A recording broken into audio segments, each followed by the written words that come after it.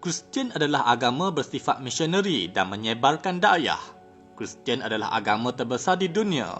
Mereka memiliki seramai 2.38 bilion penganut di seluruh dunia. Dan angka itu dapat memberi gambaran kepada kita bagaimana aktifnya mereka berusaha untuk menyebarkan ajarannya. Selain dari usaha menterjemahkan Bible ke dalam ratusan bahasa dan dialek di dunia, salah satu metod misiologi atau metod dakwah Kristian, mereka menggunakan kaedah kontekstual teologi yang mana ajaran Kristian itu perlu dinamik, beradaptasi dan bertindak balas terhadap situasi dan konteks sesuatu tempat atau negara yang mereka berdakwah. Sebagai contoh di India, terdapat kes pengamalan kelas kasta yang mana terdapat satu kelas terbawah adalah Dalit. Kumpulan Dalit seringkali ditindas oleh kasta atasan. Disebabkan penindasan itu, misionari Kristian datang memberi harapan agar bebas dari ideologi kasta kepada mereka supaya menganut Kristian. Akan tetapi, idea kasta itu sangat menebal dan sukar dihakis di kalangan sosial masyarakat India terutama di pendalaman. Maka wujud aliran Dalit Kristian yang dijajah harapan berdasarkan nilai ajaran Kristian seperti dalam Manifesto Nazaret dalam buku Lukas bab nombor 4, di mana Jesus berbicara mengenai pemberitaan berita baik kepada orang miskin, kebebasan bagi tahanan dan pemulihan penglihatan bagi orang buta dan pembebasan buat orang tertindas. Begitu juga di Korea Selatan. Kemasukan Kristian di Korea Selatan dapat berkembang dengan jayanya apabila wujudnya konsep minjung teologi yang mencabar penindasan kepada agama Kristian di sana. Dan akhirnya gerakan idea minjung yang mula menafsirkan Bible dengan konteks politik di Korea Selatan pada waktu itu. Malah gerakan Kristian ini mengenakan pakaian tradisional, bahasa, budaya Korea Selatan dan akhirnya dapat mempengaruhi struktur politik di Korea Selatan. Dalam konteks masyarakat Cina pula, terdapat dua tokoh misioneri bernama Matteo Ricci dan James Legge. Mereka melakukan usaha memadukan antara perkataan-perkataan teologi Cina dengan ajaran Bible agar dapat memudahkan usaha dakwah itu. They worship a God by the name of 上帝。他们敬拜的这位叫上帝的神。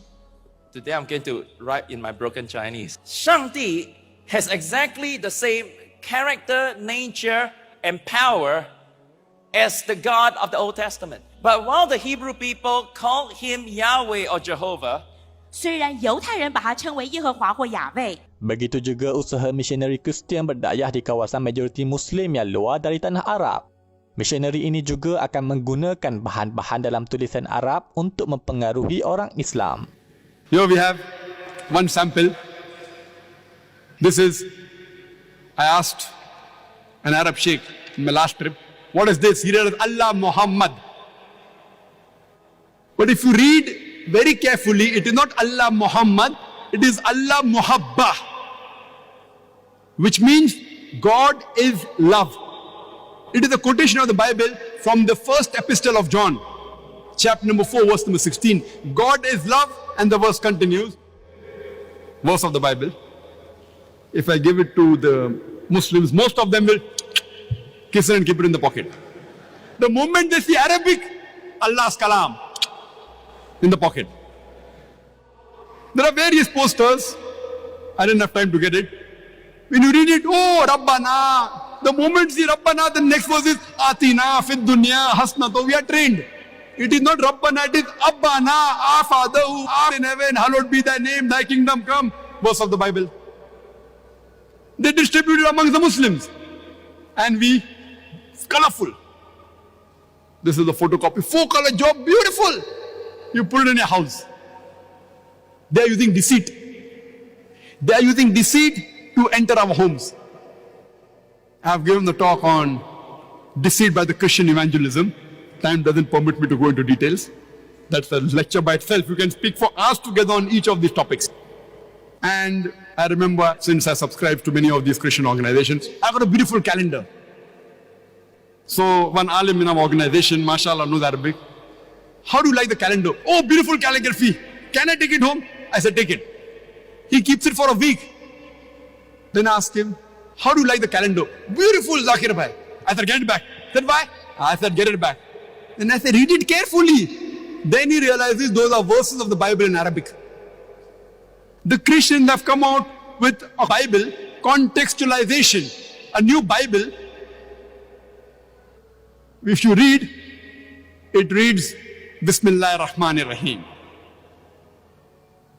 They are taking verses from the Quran and converting it, changing a little bit, as though when Arab read will think it's a part of the Quran, actually it is Bible, known as contextualization.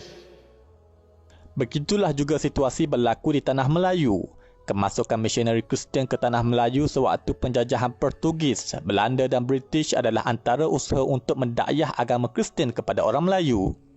Oleh kerana orang Melayu adalah Islam, maka buku-buku terawal Kristian yang masuk ke tanah Melayu juga banyak dipadukan dengan terma bahasa Arab.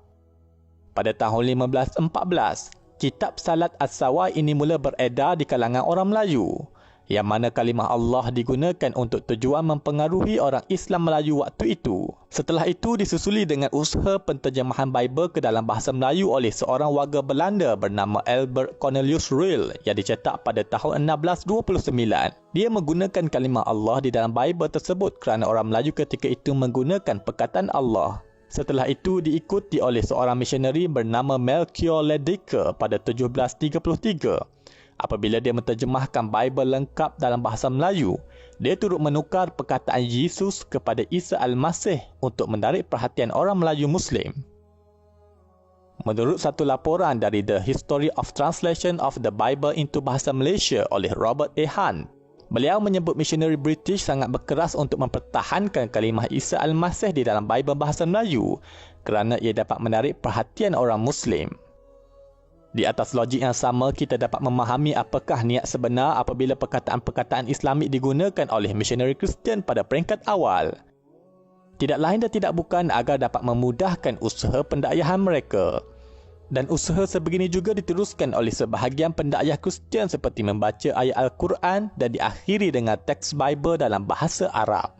Qala kadzalik قال ربك هو علي هين ولنجعله آية للناس ورحمة منا وكان أمرا مقضيا قال له يسوع أنا هو الطارق والحق والحياة ليس أحد يأتي إلى الآباء إلا بي. Kata Yesus kepadanya, Akulah jalan dan kebenaran dan hidup. Tidak ada seorang pun yang datang kepada Bapa kalau tidak melalui aku. Ingatlah firman Allah di dalam Al-Quran. ولن ترضى عنك اليهود ولا النصارى حتى تتبع ملتهم. اللهم صل أفضل الصلاة على أسعد المخلوقين